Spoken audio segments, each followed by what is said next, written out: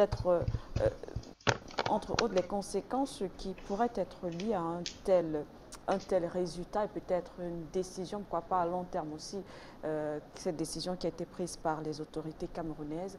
À l'avenir, à quoi pourrait-on s'attendre? Mais il faut investir dans la modernisation du matériel du port autonome, les portiques, tous les moyens techniques, toute la logistique portuaire, il faut la renouveler. Je pense que ce sont les demandes Ouais. les plus importantes. Ce n'est pas pour vous couper, je pense. Oui. La réalisation peut nous faire passer Tout à fait. des images, je pense justement. Oui. Il y a des images qui le port a communiqué justement là-dessus. Tout à fait. Avec, on parle de renouvellement pour la sécurisation du port autonome. Tout Il y a à des fait. clôtures, des bureaux Tout à fait. qui sont réfectionnés. Donc voilà, je crois que ce sont ces images, effectivement. Voilà les différents projets. Voilà, il faut sécuriser le port, il faut renouveler les portiques. Les portiques, tout à fait. Monsieur Bololo nous avait dit que vraiment il a investi dans les portiques. Il n'y a rien du tout. Il n'avait pas investi du tout. Il faut renouveler tout ça parce que vous savez, un des moyens de rentabiliser une structure comme le port, c'est d'investir dans le matériel.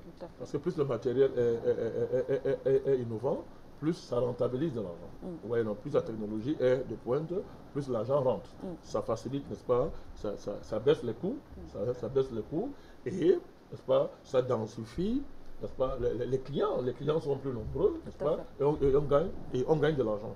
Donc, nous pensons que, n'est-ce pas, l'État du Cameroun, qui certainement est satisfait de ce résultat, va, n'est-ce pas, accéder, n'est-ce pas, parce que aussi, le port ne peut pas demander que l'État investisse de l'argent sans montrer de quoi il est capable. Il est capable. Maintenant que le port autonome a montré, n'est-ce pas, qu'il peut faire de la performance, je pense que ça va faciliter, n'est-ce pas, l'attention, ça va attirer l'attention du président de la République du Cameroun, et puis on pourrait investir à ce niveau-là.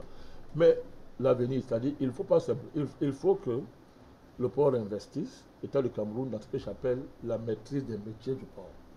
D'accord. Vous savez, on était arrivé, le port autonome doit arriver à un niveau, on était avec le chantier naval du Cameroun, mais on pouvait déjà fabriquer nos bateaux. Oui, madame, on était à ce niveau. Ce monsieur Fondinam, on était déjà à ce niveau. Les saboteurs ont cassé la dynamique du chantier naval du Cameroun. Vous voyez, nous pouvons faire de la performance technique, nous pouvons innover en matière de technologie, nous pouvons créer de la technologie dans tous ces secteurs-là. Une structure comme le port, ce n'est pas seulement pour faire de l'argent, mais ça doit être une structure de la formation. Vous comprenez? La formation aux techniques, aux métiers du port. Que les jeunes Camerounais maîtrisent ces métiers-là. Qu'on ait des techniciens dans les métiers du port, à tous les niveaux. Vous comprenez? Je pense que c'est un chantier qui devrait aussi, n'est-ce pas, attirer l'attention. Je pense qu'on n'a pas de leçon à donner à M. Cyril, n'est-ce pas, qui est quelqu'un d'ouvert, qui est compétent, qui sait où il va, et qui, n'est-ce pas, suit les instructions du chef de l'État. Nous sommes très contents de voir que jusqu'à présent, on ne s'est pas trompé dans ce combat. Et c'est encourageant. C'est très encourageant de voir que les Camerounais peuvent gérer les structures économiques de leur pays, ils peuvent les rentabiliser, faire rentrer de l'argent, n'est-ce pas? Ils peuvent, n'est-ce pas, faire de la performance de manière cyclique. En matière d'administration, en matière technique, la performance, ça permettra de réduire la dépendance technologique, n'est-ce pas, de notre pays vis-à-vis de l'extérieur.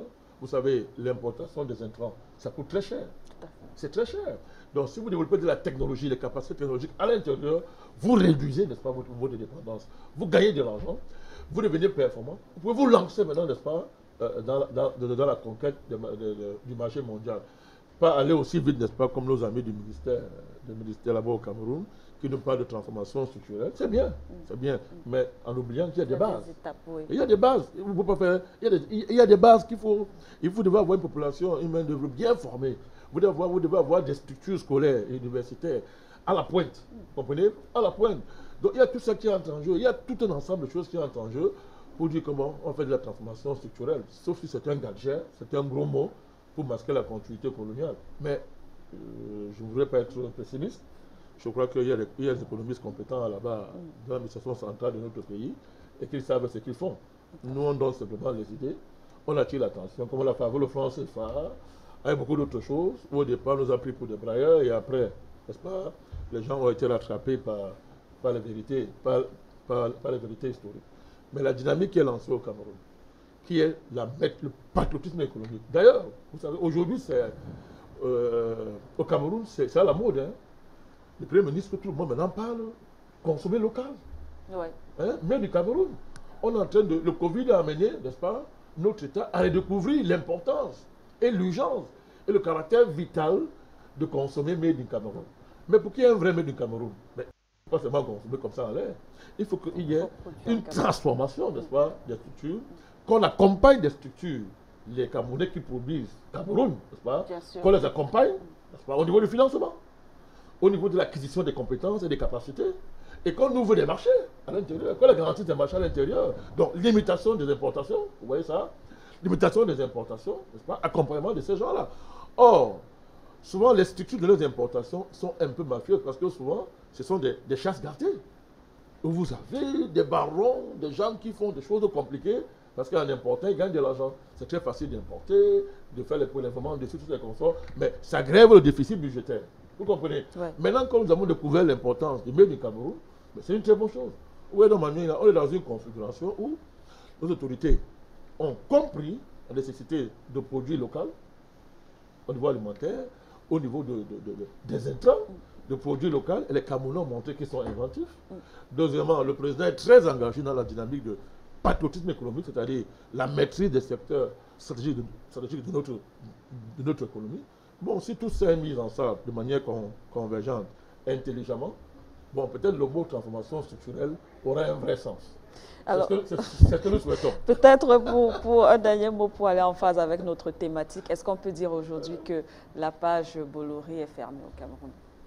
Madame Manuela Siki, vous étiez témoin ici quand j'ai dit que dans les semaines, les mois, les années qui viennent, ça sera M. Bolloré ou le Cameroun.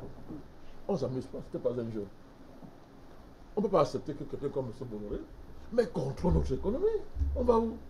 Ça veut dire qu'il peut faire un coup d'État quand il veut. Il place quand il veut. Ça veut dire on retourne pratiquement 100 ans en arrière. Ça veut dire que tous les combats qui ont été menés, c'est rien du tout.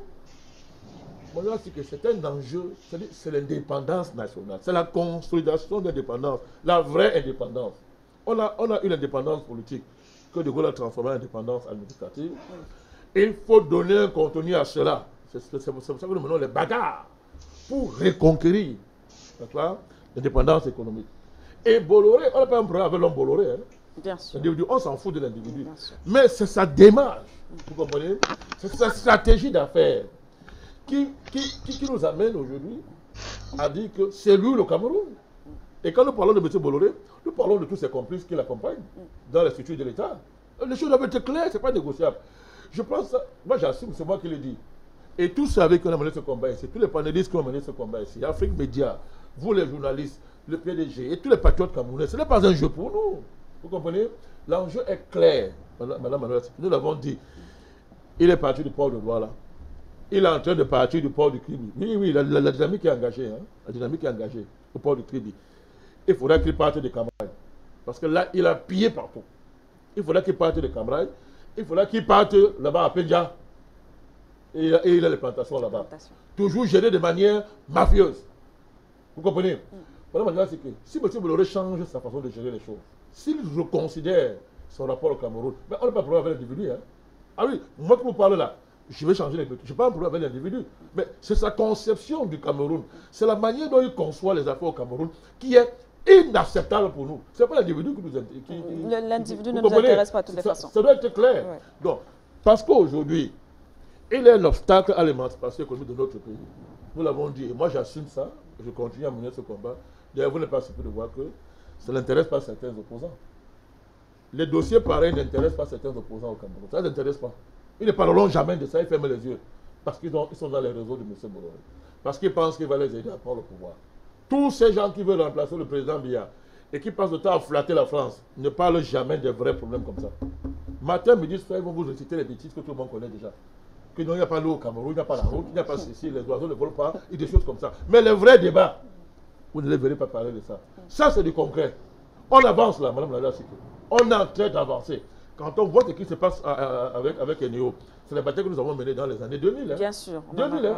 Les questions de privatisation du secteur de l'énergie. On a mené ces combats-là quand c'était, ça n'intéressait même pas.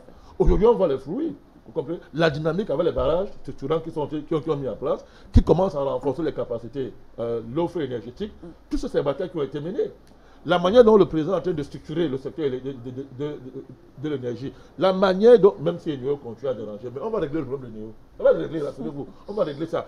Si, dès que les structures là vont finir par être mises en place au niveau du transport électrique, vous allez voir ce qui va se passer. Pareil pour l'eau.